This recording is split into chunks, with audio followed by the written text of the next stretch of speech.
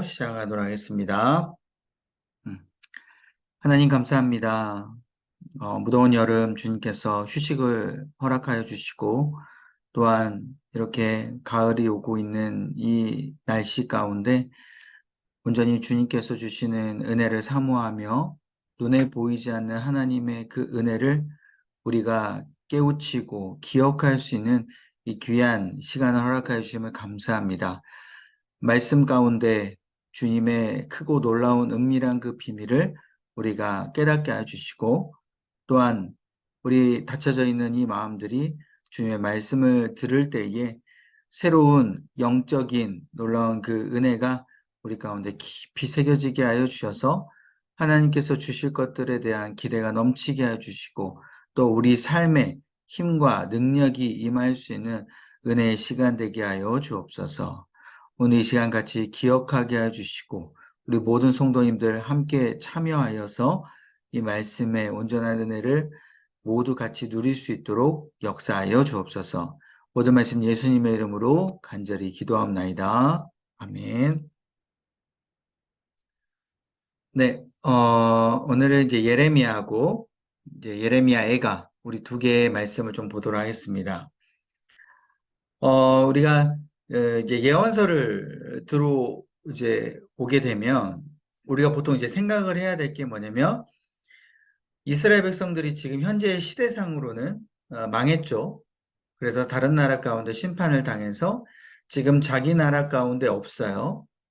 그리고 바벨론이라는 나라, 거기에 포로로 끌려갔다. 이 시대상이 항상 우리 가운데 생각을 하고 이 예언서를 우리가 읽어야 됩니다.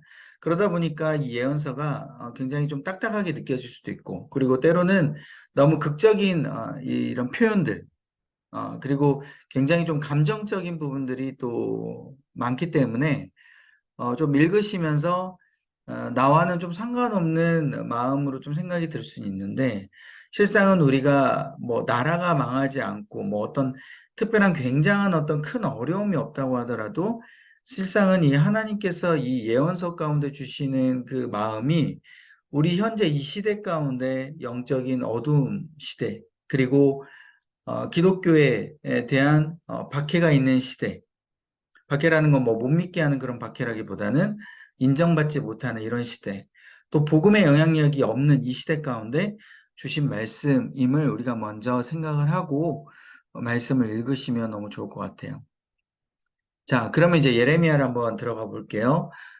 어, 이르메야후라는 이제 이 예레미야의 이 다른 이 히브리어 언어인데 이것은 여호와께서 높이신다라는 뜻입니다. 하나님께서 이 예레미야 선지자를 높이시기도 하고 이스라엘 백성들도 높이신다라는 뜻, 이 이중적인 뜻이 같이 들어가 있어요. 방금 말씀드렸듯이 이스라엘 백성들은 다른 나라 가운데 포로로 끌려갔고 멸망했죠. 그 멸망한 그 상황 가운데 하나님이 결국은 이들을 다시 회복시켜 주시고 높이실 것이다. 라는 뜻이 이 예레미야에게 있다라는 것이죠. 그럼 이스라엘 백성들을 높이시는 것은 우리가 이해는 하겠는데, 회복시켜 주실 것임을 우리가 이해는 하겠는데, 그러면 이 선지자, 예레미야는 굳이 뭐 높일 필요가 뭐가 있을까라는 생각을 하실 것 같아요. 뭐 이따가 이제 우리가 살펴보겠지만, 이 예레미야 같은 경우는 하나님께서 주신 말씀을 그대로 대언하지 않습니까? 너희들 곧 있으면 이제 하나님께서 회복시켜 주실 것이고, 물론 이제 시간이 지나야 되겠지만, 그러니까 너희들이 이 포로 생활 가운데 하나님을 제대로 믿고 너희들이 나아가야 된다라는 이 이제 예레미야가 하는 이 메시지가 이스라엘 백성들이 들었을 때는 마음이 어려운 메시지다라는 거예요. 왜냐? 예전에도 제가 한번 뭐 에스겔 뭐 이렇게 좀 설명드렸지만 하나님께서 이미 멸망시킨 그런 상황 가운데 있어서 하나님이 이제 회복시켜 주실 것이고 막 환상을 보여주시고 막 그 가운데 내가 너희들을 버리지 않았고 함께 할 것이다. 이런 메시지들이 실상은 지금 현재 상황이 너무 처참하고 자신들은 무너졌고 하나님이 우리를 버렸다라고 생각했기 때문에 그게 잘 들어오지 않는 것이죠. 그러니까 예레미야가 회복을 말씀을 선포를 해도 이스라엘 백성들은 그거에 대해서 믿지 아니하고 오히려 예레미야를 핍박하고 너가 말하는 것은 거짓이다. 하나님 우리 버렸어.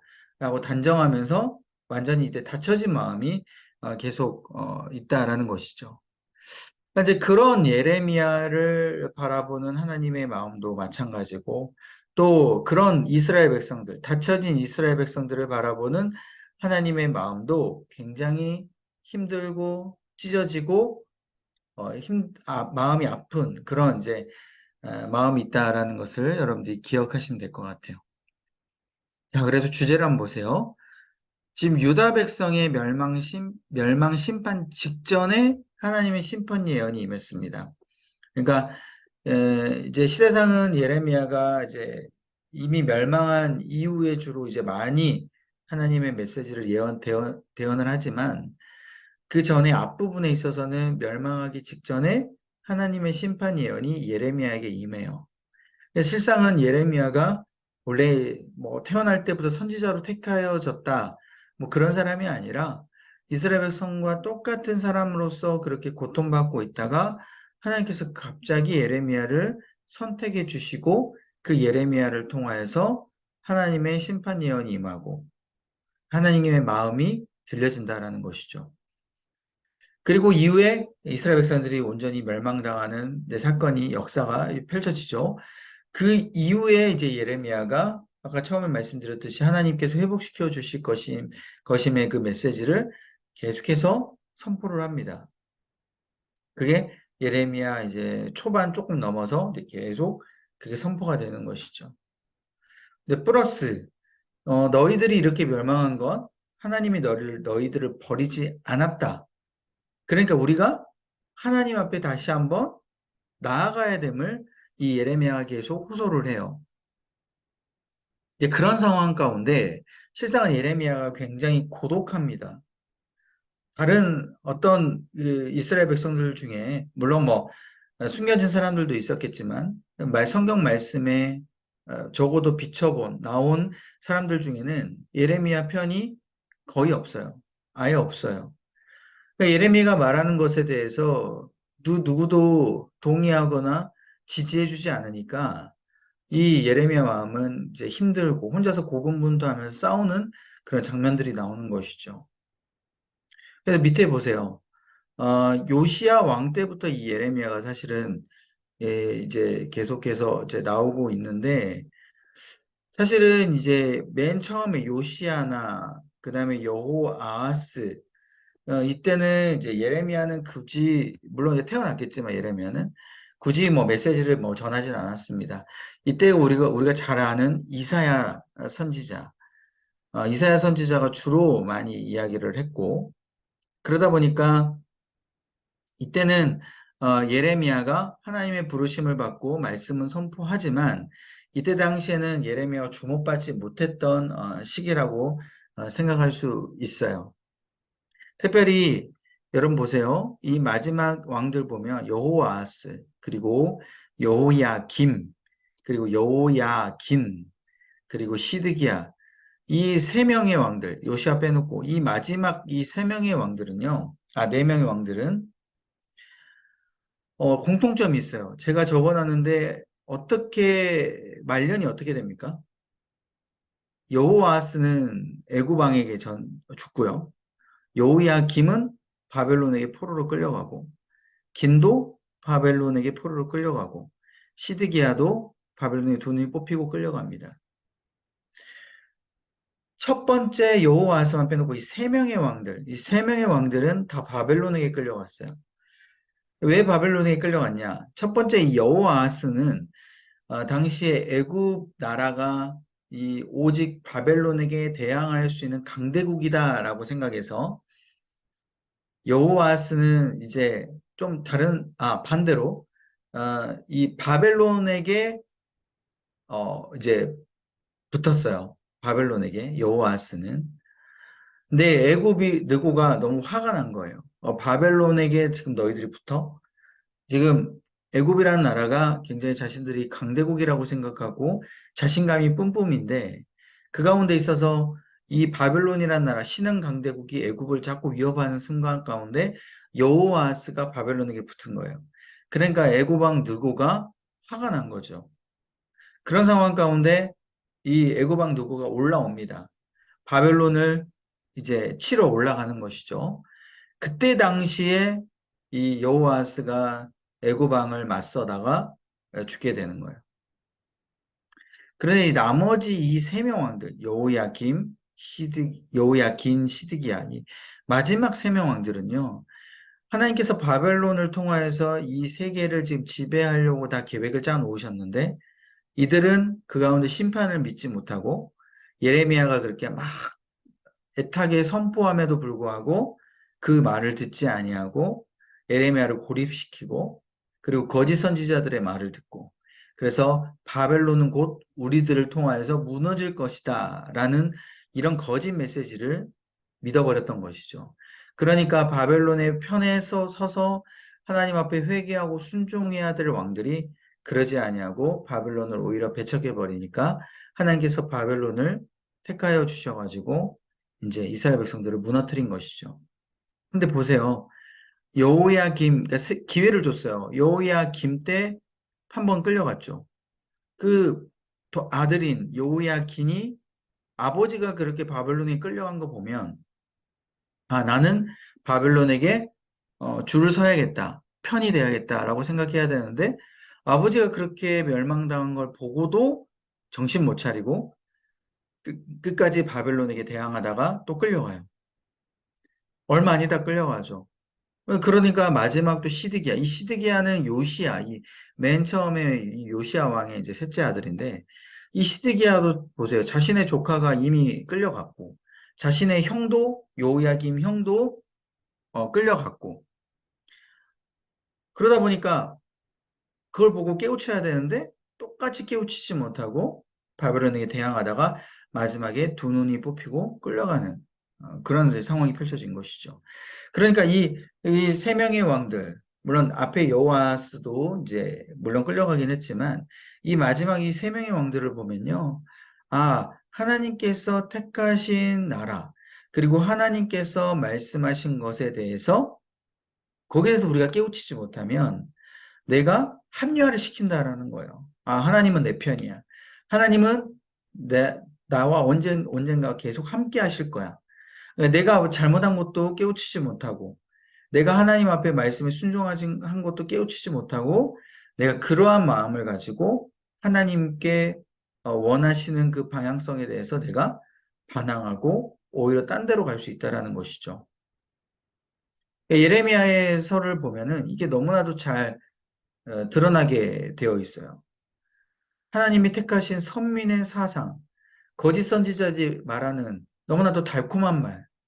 하나님께서는 모세를 통하여서 또 아브라함을 통하여서 너희를 택하여 주셨고 멸망시키지 않을 것이다. 이게 너무나도 달콤한 말이잖아요. 그러니까 이제 이 왕들도 그대로 그냥 따라간 거예요. 자, 그러던 중에 이제 예레미야가 고군분투를 하면서 이제 이야기를 합니다. 이거 이제 아까 이제 애굽하고 바벨론이 서로 싸웠던 그런 이제 부분은 이야기를 말씀드렸고 제가 이 밑줄 친 걸 보세요. 이미 하나님의 심판은 확정이 되었어요. 그러니까 이제 이스라엘 백성들이 회개를 하고 하나님 저희들이 너무 잘못했습니다라고 할지라도 하나님은 이제는 돌이키시지 않는다라는 거예요. 뜻을 돌이키시지 않고 이제 심판을 하기를 확정이 되었어요. 바벨론. 그러다 보니까 그냥 어줍지 않게 이 세 명의 마지막 왕들이 그냥 자신들에게 주셨던 뭐 언약, 그리고 자신들을 함께 하실 거라는 어떤 하나님의 예전에 주셨던 그런 말씀, 이것만 붙잡고 회개도 제대로 하지 않고 그렇게 나가는 그런 모습 가운데 당연히 하나님께서는 마음을 돌이키시지 않죠. 결국은 하나님께서 말씀하시는 건 너희들은 지금 바벨론에게 항복하라. 그리고 바벨론의 포로로 살아야 된다. 이 마음이에요.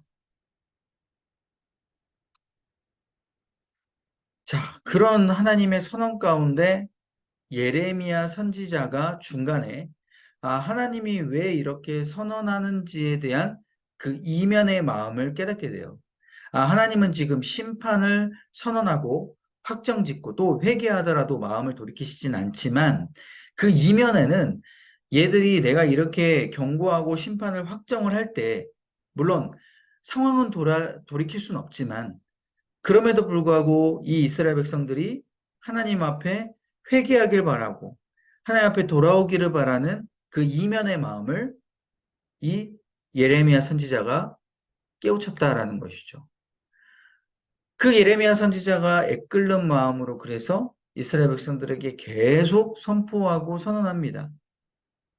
멸망당하기 전에는 하나님께서 너희들을 심판하시지만 너희들 곧 때가 차고 하나님은 꼭 회복시켜 주실 것이니까 너희들 지금이라도 회개해야 된다라고 어떤 그 애끓는 마음으로 이렇게 막 하지만 중요한 건 이제 이스라엘 백성이 딱 멸망을 해버렸어요. 자신이 말해도 듣지 않았던 이스라엘 백성들이 멸망을 한 이후에 진짜 예레미야 마음은 슬퍼하는 마음이 듭니다. 아, 이제 진짜 끝났구나.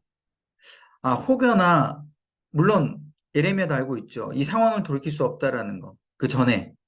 그런데 혹여나 멸망당하기 전에 하나님 앞에 우리가 조금이나마 회개했다면 그래도 이 정도까지 멸망당하진 않지 않았을까라는 일말의 조금의 희망이 예레미야에게는 있었어요. 초반 부분에. 멸망당하기 전에는.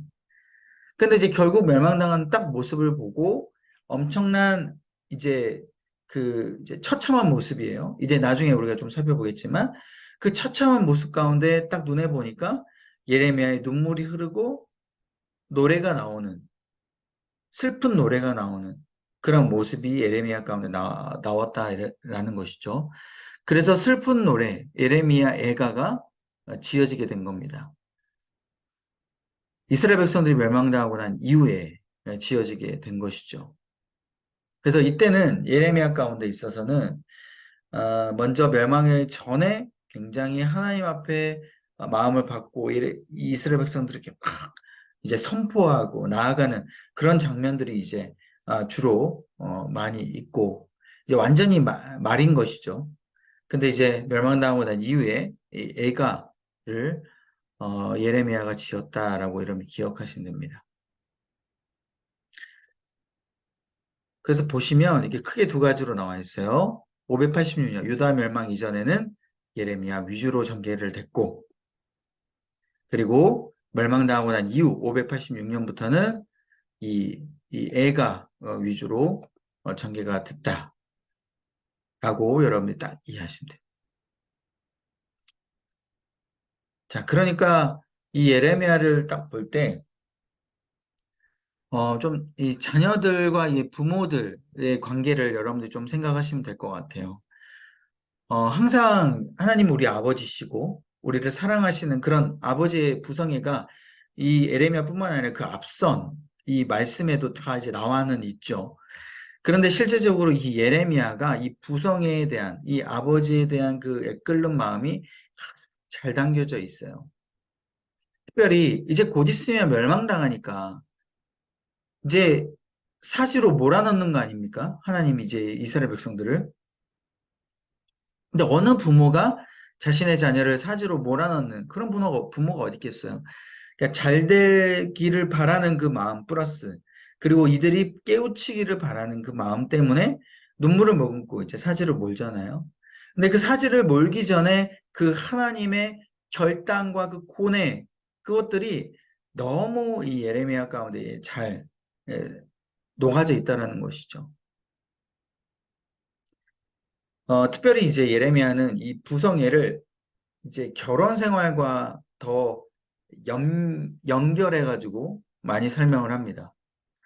아버지와 자녀는 그렇게 애끓는 마음, 그런 부성애로 하지만 이 결혼은 좀 다르지 않습니까, 여러분? 우리가 아내와 남편, 남남이 만나서 가족이 된 거잖아요. 부부가 된 거잖아요. 그러니까 언제든지 이혼을 하면 남남이 될 수 있는 거잖아요. 그러니까 하나님께서 그것에 대해서 정확하게 꼬집으면서 결혼에 대한 부분을 비유로 삼아 주신 거예요. 남남이 언제든지 될 수 있다. 왜요? 너희들과 나와는 결혼식 하는 것처럼 계약 관계라는 거예요. 어떤 계약 관계예요? 내가 너희를 사랑해서 너희들이 물론 뭐 잘해서 내가 너희들과 계약 맺은 게 아니라 내가 비록 손해 볼지라도 불이익이 있을지라도 나는 너희들 사랑했기 때문에 계약을 맺는다. 그래서 어떤 계약을 맺었어요, 하나님이? 너희들이 나를 섬기기만 하면, 사랑하기만 하면 내가 너희들에게 놀라운 축복을 주겠다. 그게 하나님과 이스라엘 백성들의 계약이잖아요. 그게 바로 선민사상이고 택하여 주신 하나님의 마음이잖아요. 근데 이게 지금 계약과 관계가 파기됐어요. 왜? 이스라엘 백성들이 하나님을 섬기지 않았고 이방신을 섬기며 다른 데로 갔다라는 거예요. 그래서 지금 하나님께서는 신랑 되신 하나님께서는 계속 참았어. 참고 이스라엘 백성들이 계속 이렇게 외도를 하는 것에 대해서 계속 이야기를 하고 돌아오라라고 했지만 이스라엘 백성들이 돌아오지 않기 때문에 이제는 분노가 나타나게 되는 것이죠. 그래서 그 전까지는 이제 막 부성에 대한 마음이 많이 있지만 이것이 이제 분노로 이제 표출이 되다 보니까 이거를 계약 관계로 그리고 신랑과 신부 관계로 하나님이 이제 이야기를 하게 됩니다.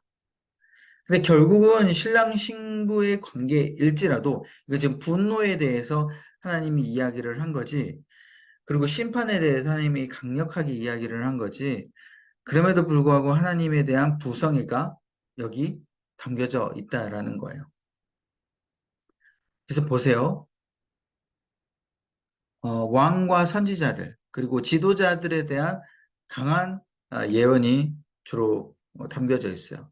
그러니까 이런 결혼 관계 계약을 파기하게끔 만드는 주요 원인이 왕, 선지자들, 이 지도자들이 백성들을 그렇게 만들었다라고 하나님께서 이제 분노를 표출하는 것이죠. 이러면 그렇잖아요. 외도를 만약에 하게 되면 내가 말고 내 배우자가 외도를 하게 되면 물론 내 배우자에게도 뭐 분노가 당연히 일겠지만 중요한 건 배우자를 우리가 신뢰하는 관계가 있었기 때문에 분노가 주로 어디에 펼쳐지게 됩니까? 이 외도를 하는 그 상대방, 그 대상에게 우리가 펼쳐지게 되잖아요. 여러분 뭐 당연히 뭐 외도를 경험해 보시진 않았겠지만 우리 드라마 보면 그러잖아요. 그죠? 드라마 보면은 외도하면은 꼭 자기 남편이 그렇게 막 했음에도 불구하고 어떻습니까? 그 드라마 외도 그 당한 그 상대방을 가지고 막 머리채 잡고 막 싸우잖아요. 그러니까 마찬가지인 거예요. 내가 내 남편이 잘못한 거, 내 아내가 잘못한 거, 이런 것보다는 그렇게 만드는 그 당사자, 원인 제공, 그것을 따지고 싶다라는 것이죠. 그러니까 부모도 마찬가지지 않습니까? 자녀가 잘못한 것에 대해서 크게 생각하지 아니하고 이 자녀를 그렇게 만든 옆에 친구, 자녀를 그렇게 만든 비행 청소년, 비행 친구, 막 이런 친구들을 우리가 주로 화가 나게끔 나는 것처럼 하나님이 그러한 원인 제공을 했던 왕과 선지자들, 지도자들에 대한 심판을, 분노를 표출하고 있는 겁니다. 근데 이거는 그냥 단순히 뭐 왕과 지도자들이 잘못하지 않고 백성들만 잘못했는데 이렇게 하나님이 무조건 자기 뭐 백성이라고 감싸서 그런 게 아니라 실상은 왕과 선지자들, 지도자들이 그만큼 나름 그들이 모범을 보이는 위치에 자리에 있고 또 그들이 하는 그 영향력이 너무 컸기 때문에 그들이 하는 대로 백성들은 따라갈 수밖에 없는 그런 분위기가 있었다라는 거예요. 그래서 결국 하나님의 이제 부성애가 내 자녀, 내 백성 여기에 있기 때문에 어떻게 해서든지 간에 소수 그리고 그렇게 만드는 당사자를 하나님께서는 굉장히 심판을 하기를 원하시는 그 분노를 표출하기를 원하시는 그런 마음이 우리가 엿볼 수 있다라는 것이죠. 그래서 우리가 이거를 읽다 보면요.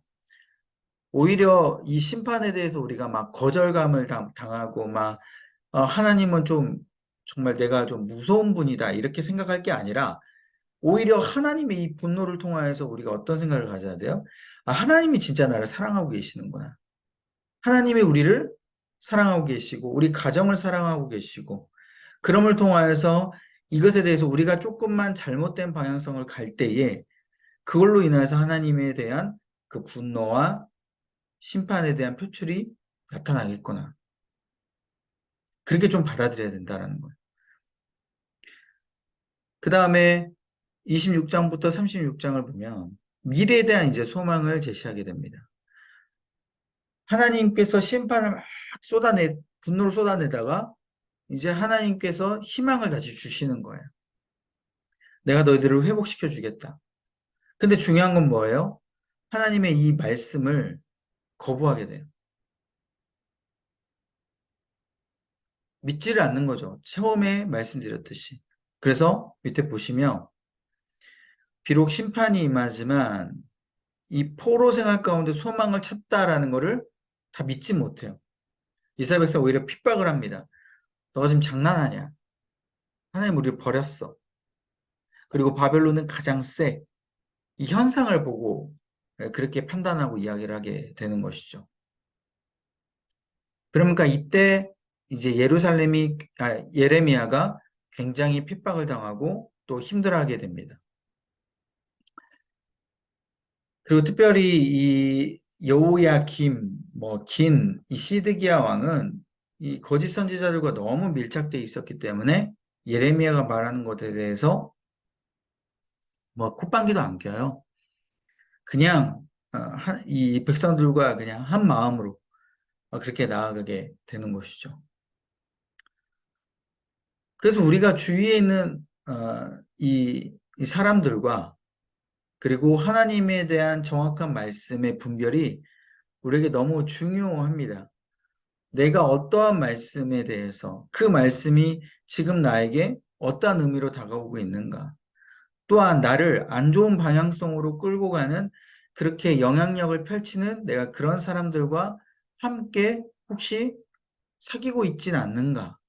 그것을 우리가 한번 생각해 봐야 되는 것이죠. 당연히 내가 영향력을 받을 수밖에 없어요. 아무리 내가 영성이 뛰어나고 아무리 내가 하나님 앞에 기도를 열심히 한다고 해도 내가 사귀는 사람들이 그렇게 나에게 영향을 준다면 당연히 우리가 그 영향을 받을 수밖에 없다라는 것이죠. 그리고 37장부터 45장은 이제 예루살렘이 드디어 함락이 됩니다. 시드기야가 마지막 두 눈이 뽑히고 포로로 끌려감을 통하여서 이제 완전히 바벨론에게 이제 함락이 됐어요. 그때 이스라엘 백성들은 모두 다 포로로 끌려간 게 아니라 일부는 남고 또 일부는 바벨론에게 나라에 끌려가게 됩니다. 특별히 바벨론 끌려가는 그 나라에 끌려가는 사람들의 위치를 보면요. 고관들이 대부분이었어요. 왕, 귀족, 또 족장, 이런 사람들. 이런 사람들이 어, 이 바벨론이 끌려가기만 하면은 바벨론 입장에서는 이스라엘 백성들이 힘을 쓰지 못하겠다라고 생각했기 때문에 이렇게 위에 높은 위치에 있는 사람들을 끌어가게 된 것이죠. 근데 이제 그걸 본 이 남아있는 자들에 대한 하나님께서 말씀을 같이 하세요. 물론 끌려간 포로들에게도 말씀하십니다. 너희들 바벨론에 끌려가서 하나님 앞에 다시 회개해라. 그런데 남아있는 자들, 이 남아있는 자들은 자기들만 살았다, 안심하고 그럴 게 아니라 너희들이 잘나서 지금 여기서 남는 게 아니라 여기 남아있어도 어차피 바벨론이 영향력이 펼칠 것이고 너희들 이 자리에 남았던 건 끌려간 자들, 포로를 위해서 같이 기도해주고 그리고 너희들이 여기서 하나님을 제대로 섬기는 모습을 보여줘야 된다. 라는 이 두 가지의 메시지가 같이 들어가 있는 것이죠. 그러니까 이렇게 하나님 앞에 순종해라라는 게 이제 포로로 끌려감을 통하여서 또 남아있는 자들을 통하여서 이게 같이 보여지게 됩니다. 특별히 밑에 보시면 46장부터 보면 예레미야가 이제 멸망당하고 나서 애굽으로 이주하게 되는데요. 애굽에서 살면서 이제 예레미야를 하나님 앞에 주신 말씀을 이 예레미야를 선포하게 돼요. 일명 도피라고 생각할 수 있지만 그 가운데 있어서 하나님께서 예레미야를 애굽에서 말씀을 하도록 이렇게 인도하셨다라는 것이죠. 왜냐하면 남은 자들, 이 이스라엘 백성들 이 나라 가운데 있었을 때는 아까 말씀드렸잖아요. 멸망당하기 전에도 굉장히 예레미야를 핍박했던 이 사람들. 근데 멸망당하고 나서 하나님의 말씀을 선포하고 회복을 이야기를 하는데 그 어느 누가 믿겠습니까? 오히려 더 예레미야를 죽이려고 하고 협박하고 그렇게 하는 것이죠. 그러니까 예레미야 입장에서는 목숨의 위협을 느끼는 겁니다. 그러니까 하나님께서 예레미야를 세워주시는 것이죠. 아까 예레미야 뜻이 뭐라고요? 여호와께서 세우시다. 세워주시는 거예요. 회복시켜 주시는 거예요. 그래서 애굽으로 이주시켜가지고 거기서 입술을 닫지 않게끔 계속 하나님의 말씀을 선포하게 만듭니다. 근데 이때 애굽에서 이주하는 것은 일단은 유다에 대한 부분도 선포하고 있지만 애굽에 있는 나라에 있는 이 애굽 백성들 그리고 애굽뿐만 아니라 인근의 이 주변에 있는 나라들까지 다 예레미야가 이제 선포하려고 하는 그런 하나님의 계획이 있었던 것이죠.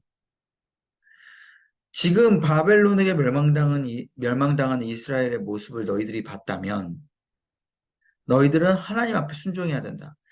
바벨론이 지금 너희들을 가만두지 않도록 하나님께서는 바벨론을 이미 택하시고 도구로 삼아 주셨다. 그러니까 하나님을 섬겨라 라고 지금 선전포고를 예레미야를 통해서 이야기를 합니다. 그래서 유다의 인근 그 나라들 중에 블레셋, 모압, 암몬, 에돔, 다메섹, 하솔, 엘람 막 이런 나라들 가운데 동서남북 이 주변에 있는 나라들 가운데 다 선포를 하는데 실상은 물론 이제 말씀에 나와 있지 않아요. 이들이 뭐 하나님의 메시지를 듣고 뭐 회개를 했다라든지 뭐 그런 내용은 나오진 않지만 대부분 이 메시지를 흘려 듣고 믿지 않았다라는 것이죠. 그래서 그냥 바벨론 앞에서만 굽신거리고 바벨론이 믿는 신, 그 바벨 신을 섬기게 됩니다. 왜냐, 예전에 고대에서는요, 제가 한번 설명드린 적이 있었을 거예요. 고대에서 나라들과 전쟁을 펼쳤을 때 신들과의 전쟁으로 보통 간주를 합니다. 그래서 만약에 한 나라가 다른 나라, A라는 나라가 B 나라를 이겼다. 그러면은 A라는 나라의 신이 B라는 나라의 신보다 더 센 거예요. 그러니까 A라는 나라가 만약에 승리를 하게 되면 A 신이 더 세기 때문에 B 신은 이미 B 나라에서 인정을 못 받게 되고 B 나라는 어떻게 됩니까? A라는 신을 숭배하게 되고 동경하게 되는 거예요. 왜? 더 강한 신을 쫓는 게 그들의 풍습이었기 때문에. 그거는 뭐 너무나도 이제 지극히 그냥 정상적인 생각이잖아요. 그죠? 더 강한 신을 섬긴다. 근데 지금 이 주변에 있는 나라들이요, 착각한 게 뭐냐? 지금 바벨론이 이스라엘 백성들을 무너뜨렸고, 또 주변에 있는 나라들을 무너뜨렸기 때문에 이 바벨론이라는 이 바벨 신이 가장 우리들이 믿는 신보다 더 세겠구나라는 그런 착각을 해버린 거예요. 실상은 하나님께서 바벨론을 도구로 삼아 주셨는데, 그 도구로 삼아 주신 그 하나님을 생각하지 못하고 오히려 바벨론이 믿는 신 때문에 지금 바벨론이 이렇게 강대국이 됐다라고 착각을 하게 된 것이죠. 여러분, 이 모습을 보면요, 우리들도 생각을 할 수 있어야 돼요. 내가 가면서 주변에 있는 사람들이 잘 될 때가 있어요. 분명히 저 사람은 하나님을 제대로 섬기지도 않고, 저 사람은 정말 이게 도덕적으로도 문제가 있고, 뭐 예를 들면, 그리고 정말 잘 하지도 못하고 잘 안 되는 사람인데, 누가 봐도 너무 잘 되는 거예요. 막 갑자기 막 잘 돼요. 그럼 거기에 대해서 우리가 시기 질투하고 저 사람은 왜 저렇게 됐을까? 왜 하나님이 저 사람을 사랑할까? 뭐 저 사람은 왜 저렇게 이렇게 인도하시지? 이런 생각을 가질 게 아니라 분명히 저 사람이 잘 된 것에 대해서는 하나님에 대한 어떤 계획이 있겠지. 그리고 거기에 대해서 분명히 하나님의 어떤 그 계획 안에서 어떤 도구로 사용되었거나 하나님의 그런 어떤 칭찬이 있기보다는 하나님의 어떤 그 계획 안에서 이루어지는 그런 모습으로 우리가 생각을 할 수 있어야 된다라는 거예요. 우리가 정치적으로 봤을 때 또한 여러 가지 우리 그 나라 안에서도 또 삶의 안에서도 어떻습니까? 굉장히 잘 안 돼야 될 사람들이 잘 되는 사람들이 있잖아요. 그런 사람들 보면서 우리가 부러워하면 안 된다라는 것이죠. 따라가면 안 된다라는 거예요. 그것을 지금 이야기를 하고 있는 겁니다. 그래서 이 예레미야는요, 결국 하나님의 마음이 이스라엘 백성 가운데 있어요. 그런데 너희들이 알아야 될 것은 하나님의 마음은 너희들이 심판 가운데 있는 게 아니라 너희들이 깨달았으면 좋겠다. 예레미야가 그 마음을 알고 구구절절히 선포하고 다니는 겁니다.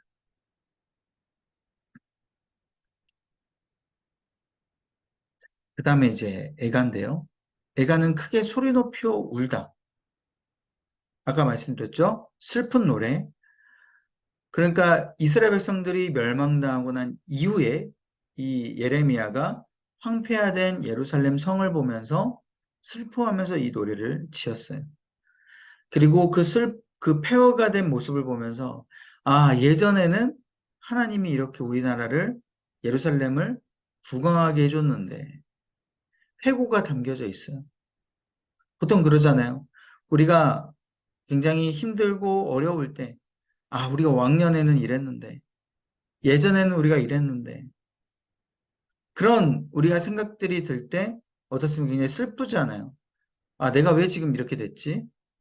근데 그 속에서도 우리가 슬퍼하고 끝날 게 아니라 애가는 슬퍼하면서 끝날 게 아니라 이 속에서 하나님의 회복을 찾도록 하나님의 마음이 이 애가에 담겨져 있습니다.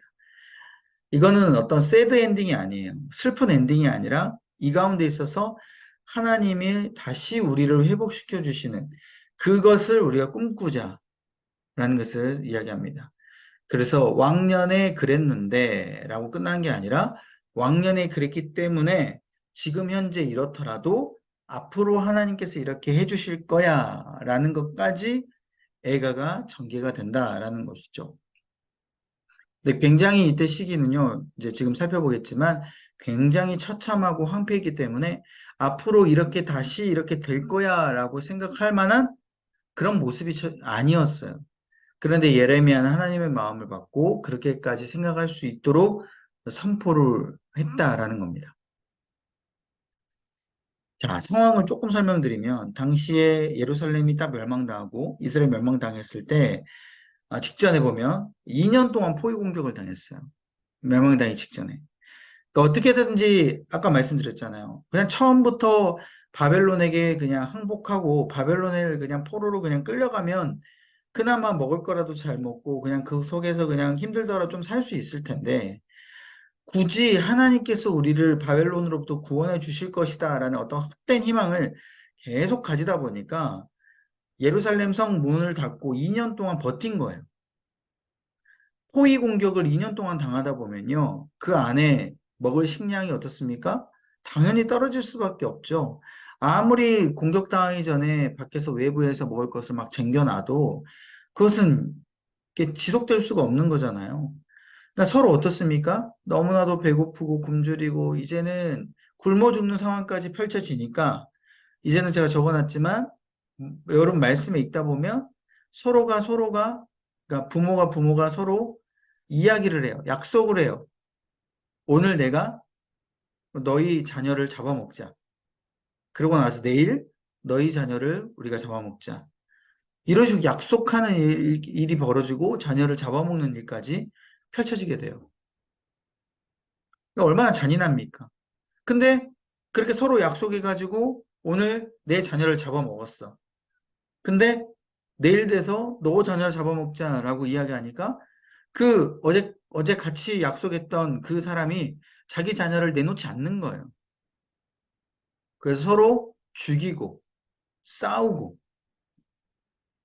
이런 일들이 이제 참혹한 광경들이 펼쳐지는 겁니다. 이게 자녀를 잡아먹을 정도면 얼마나 큰 참혹한 환경이겠습니까? 그러니까 이제 바벨론 나라가 다 이제 2년이 그렇게 포로가 이제 하다가 포위 공격을 하다가 더 이상 버티지 못하니까 예루살렘 성이 이제 무너지고 바벨론이 이제 쳐들어와서 그 가운데 대량 학살을 펼치는 거예요.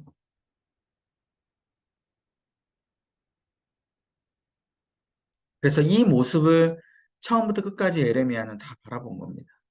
아, 이 참혹한 광경 가운데 차라리 죽는 것이 더 낫겠다. 이 모습을 보는 게 너무 마음이 힘든 것이죠.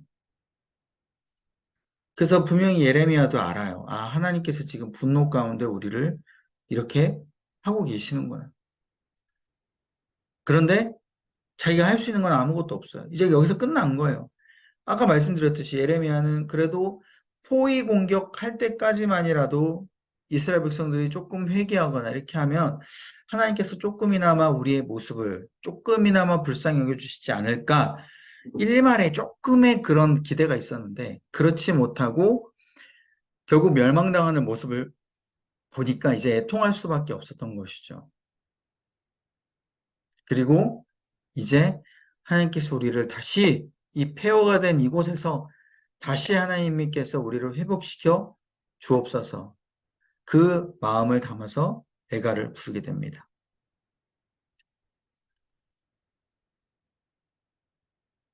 애가는 총 그래서 5장밖에 없어요. 첫 번째 보면 첫 번째 애가 예루살렘의 파멸을 탄식하는 노래. 이제 딱 인제 멸망당했어요. 멸망당한 딱 모습을 보니까 폐허가 된 그 모습, 그 처참한 그 모습, 그것 가운데 이제 탄식을 하는 것이죠. 막 왕은 두 눈이 뽑히고 두 손은 쇠고랑을 차고 끌려가고 아녀자들은 끌려가서 막 성폭행도 당하고 남자들은 다 죽임을 당하고 막 그런 모습들. 이런 모습들이 너무나도 처참하게 이 예레미야 가운데 오게 되니까 이 탄식밖에 할 수 없는 겁니다. 근데 이제 두 번째, 이 장은 두 번째 애가라고 부르는데, 그러니까 노래가 이제 5개가 조금씩 다 다른 거예요, 주제가. 이 장은 이제 두 번째 애가인데, 이때는 호소가 조금 나와 있어요. 여러분, 우리가 굉장히 힘든 일을 우리가 만났을 때, 여러분, 우리의 그 감정 조절이 있지 않습니까? 처음에는 엄청나게 좌절로 들어가요. 그 좌절에 들어가서 하나님 앞에 그 다음에 원망하고 그 안에 하나님 앞에 막 부르짖고 막 이런 감정들이 나와요. 근데 이게 또 지속이 되다 보면 어떻습니까? 이제는 하나님을 원망하는 것이 나에게 저주로 다가오고 나에게 이제 극도의 절망 가운데 내가 포기하게 되는. 그래서 나중에는 그냥 평온한 마음 가운데 그 평온이 그냥 좋은 평온이 아니라 이제 안 좋은 그냥 아무 생각이 없이 그냥 무덤덤하게 그걸 바라보는. 근데 이런 그 감정들이 예레미야에서도 지금 나오게 되는 거예요. 처음에는 막 탄식하고 막 절망에 돼 있다가 하나님 앞에 뭐 이제 쏟아내기 시작합니다. 뭐 분노까지는 아니지만 이 예레미야는 하나님께서 왜 그렇게 하시는 마음을 알기 때문에 이제 호소를 하는 거죠. 하나님, 그럼에도 불구하고 왜 이렇게 멸망시켰습니까? 이게 너무나도 이게 잔혹하고 너무나도 힘들다고. 그러니까 그렇게 탄식하고 호소를 하다 보니 예레미야가 깨닫게 된 거예요. 아, 하나님의 진노가 이렇게 컸구나. 하나님께서 이렇게 슬퍼하는구나. 같이 슬퍼하는구나. 이것을 가지고 하나님께서 좋아하시는 게 아니구나. 라는 것을 예레미야가 깨닫게 돼요. 그래서 세 번째, 절망과 저주, 소망으로 같이 연결돼서 나와 있습니다. 이 우리가 하나님의 마음을 이제 정확하게 깨닫게 되면 사실 절망과 저주는 그렇게 나오진 않게 되죠. 소망으로 조금씩 변하게 되는데 이 예레미야는 이 하나님의 뜻을 조금 알고 그렇게 하나님께서 마음을 주셨음에도 불구하고 그 마음이 너무나도 당연하지만 너무 힘든 거예요. 그 모습을 바라보고 있는 것 자체가 그리고 자신들의 삶의 자체가 이렇게 황폐화되었다는 것 자체가 너무나도 힘들게 돼서 오히려 이제 하나님을 저주할 수 없고 그러니까 하나님을 향해서 화를 낼 수는 없고 자신들을 향해서 저주하고 이건 너무나도 당연한 거고 또 특별히 이제 하나님 앞에 소망을 이야기하는 건 뭐냐? 그렇게 저주하면서도 결국 하나님 앞에 죄악을 짓지 않는 사람들, 하나님 앞에 그래도 그나마 이제 잘못된 것을 이제 등급을 나누자면 가장 최고 잘못한 사람들이 왕과 뭐 제사장들, 근데 그 밑에 이제 백성들이잖아요. 서민들. 이런 사람들은 하나님께서 좀 불쌍히 여겨주시지 불쌍히 여겨주셔야 되지 않겠습니까? 라는 하나님의 마음을 이렇게 두드리는 거죠, 예레미야가. 그래서 조금이나마 하나님께서 이런 지금 현재, 그러니까 나중에 어떤 회복은 둘째 치고서라도 지금 현재 이런 회복을 하나님께서는 주셨으면 좋겠습니다라고 예레미야가 호소를 하게 됩니다. 그리고 오히려 자신을 저주하고 그 고통을 받는 그런 모습을 보여주게 되는 것이죠. 그러면서 연결이 돼서 이제 소망을 품게 됩니다. 하나님, 이제 앞으로 온전히 회복시켜 주옵소서. 이 시간이 이제 끝났을 때. 그래서 여러분, 우리가 이 에레미야를 보면서요, 그냥 단순히 포기하고 절망하고 그냥 저주하고 끝날 게 아니라 저는 이 세 번째, 이 3장에서 보면 이 하나님 앞에 그나마 조금 덜 잘못한 사람들을 위하여서 하나님 앞에 호소하는 이 장면들을 보면서 되게 마음에 은혜가 많이 됐어요. 내가 잘못하고 내가 슬퍼하고 이런 것은 물론 당연히 뭐 받을 수 있어요. 그런데 조금이나마 우리의 삶도 마찬가지고 우리 주변에 있는 삶도 마찬가지고 하나님 앞에 호소할 때 하나님 앞에 기도할 때 조금이나마 이런 사람들이 그리고 내가 하나님 앞에 구원받을 수 있을 만한 마음들, 행동들 그걸 가지고 하나님 앞에 붙잡아야 되겠구나. 지금 당장 우리가 슬퍼하고 저주하고 거기서 그냥 끝난다면 그건 진짜 하나님께서 원하시는 모습이 아니라 거기서 우리는 진짜 끝나는 거예요. 근데 그게 아니라 우리가 그 속에서도 우리가 하나님 앞에 구원받을 만한 조건, 그리고 슬퍼하면서도 하나님께서 나를 위하여서 십자가에 달려 돌아가셨다라는 그 은혜를 하나님 앞에 들이내미는 거죠. 하나님, 제가 잘못한 건 알지만 하나님께서 이렇게 나를 위하여서 십자가에 달려 돌아가신 것뿐만 아니라 내가 그나마 이제까지 하나님 앞에 무엇인가 마음을 드리려고 했던 거, 하나님 앞에 내가 마음을 쏟았던 거, 이거 하나님께서 아시지 않습니까? 그 마음을 우리가 하나님 앞에 들이내밀었을 때 하나님께서 우리 가운데 축복을 주시고 또 구원을 해주실 수 있는 그 은혜를 베푸신다라는 것이죠. 그 다음에 네 번째가는 이제 이 예루살렘 황폐함을 떠나서 회고를 하게 됩니다. 하나님, 주님이 아시지 않습니까? 지금 예루살렘이 멸망당하기 직전에 포위 공격당하면서 자녀를 잡아먹고, 그렇죠? 먹는 것이 없어서 그렇게 서로 죽이고, 이런 처참한 상황이, 그리고 왕이 그렇게 잡혀서 두 눈이 뽑히게 되고, 이런 처참한 상황이 하나님이 원하시는 그림은 아니지 않습니까? 그러니까 하나님 앞에 이 처참한 상황을 올려드리는 거예요. 보여드리는 거예요. 이렇게 고통당한다고. 물론 우리가 잘못했지만 하나님 이게 원래 하나님의 뜻이 아니지 않습니까? 하나님의 마음을 자극하는 거죠. 그래서 하나님께서 회복시켜 주시도록 동정심을 유발한다라고 여러분들 이제 좀 그렇게 생각하시면 오히려 될 것 같고요. 다섯 번째 애가는 그래서 이 예루살렘이 남은 자들이 있는데 이들이 하나님 앞에 슬퍼하면서 하나님 앞에 기도합니다. 그러니까 이들을 하나님께서 굽어 살펴봐 달라고. 이들이 지금 여기 남아서 당한 고통. 그러니까 이 바벨론이 계속해서 영향력을 펼치는 것이죠. 끌려가는 사람들은 이제 뭐 포로로 이제 끌려가서 거기서 이제 살지만 남아있는 자들도 바벨론의 영향력을 받아가지고 고통당하는 그런 것을 지금 이 하나님 앞에 호소하게 되는 거예요.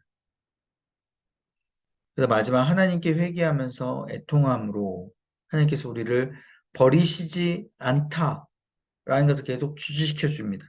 그리고 다시 회복시켜 주실 것입니다. 라고 하나님은 이 약속을 지키실 분이시죠? 라고 계속해서 호소하고 나아가는 그러한 예레미야의 모습을 보게 돼요. 기도하겠습니다. 하나님, 우리가 삶의 인생길을 걸어갈 때 하나님께서 우리를 너무 사랑하시고 우리와 동행하신다라는 그 사실을 우리는 확신 있게 믿고 나아갑니다. 그렇지만 때로는 우리가 무너지고 힘든 일을 겪고 또한 우리의 삶이 너무나도 팍팍하여서 주님께서 정말 나와 함께 하시는가? 주님께서 정말 나를 버리시지 않으셨는가? 라는 의문과 그런 질문이 들 때도 있습니다. 주님께서 그때마다 그런 어려운 상황을 우리가 만날 때마다 또 좌절된 또 우리의 잘못이 있을 때마다 아버지, 우리가 여기서 좌절로서 끝나는 것이 아니라 다시 한번 하나님께서 우리에게 함께 해주시고 그 언약을 기억하게 하여 주시고 다시 회복을 우리가 꿈꾸게 하게 하여 주셔서 절망에 있는 자들에게 다시 한번 희망이 넘치게 해주시고 또한 우리를 통하여서 우리와 비슷한 일을 겪고 또 힘들어하는 우리 공동체 또 우리 주의 백성들 가운데 하나님께서 나에게 개인적으로 주셨던 그 은혜들을 선포하며 또 전하며 나아가며 그렇게 우리의 모든 한 분 한 분들이 힘을 얻고 나아갈 수 있는 은혜의 우리 공동체와 아버지 우리 가정 또 일터 이 지역사회 될 수 있도록 주여 붙들어 주옵소서. 그래서 우리가 중간에 통로로 사용됨을 우리가 기뻐하게 하여 주시고 그 복음을 우리가 간절히 품었을 때 그 복음의 영향력이 우리 속에서부터 넘치게 흘러 나아가게 하여 주셔서 어떤 좌절과 어떤 힘든 상황이 우리 가운데 찾아올 때마다 다시 한번 이 예레미야의 말씀을 떠올라서 그럼에도 불구하고 내가 하나님 앞에 쏟았던 그 마음을 하나님 앞에 들이내밀 수 있도록 인도하여 주시고 비록 뻔뻔하게 보일지라도 하나님께서 나에게 주신 그 사랑을 주님 앞에 다시 한번 들이내밀게 하여 주셔서 우리가 앞으로 나아가는 그 모든 회복을 다시 한번 힘있게 꿈꾸며 나아갈 수 있도록 주여 역사하여 주옵소서.